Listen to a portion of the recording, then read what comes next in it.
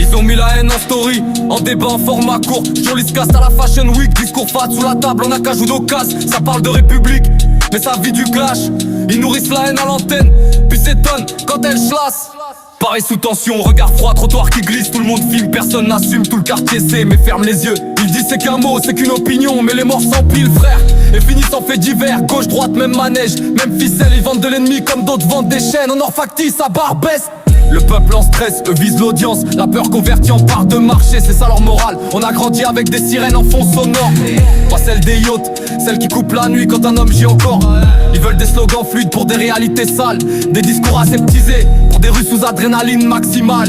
Ils promettent demain, toujours demain, pendant qu'aujourd'hui on s'enterre entre frères pour des récits fabriqués par un prompt. Ils parlent d'IA, de futur, de progrès, mais même l'avenir est pris en otage par leur égocentrisme. C'est pas la rue qui ment, c'est l'écran qui arrange. C'est pas la colère qui naît seule, c'est la répétition qui la change. On n'est pas fou, on est lucide, le chaos est scénarisé. La misère lucrative, tout est liquide. Pas de héros, pas de camp propre, pas d'icône, juste des vies broyées pour maintenir leur zone. Paris parle pas mais en caisse dure, et quand ça craque, ils appellent ça un fait divers, jamais un remords.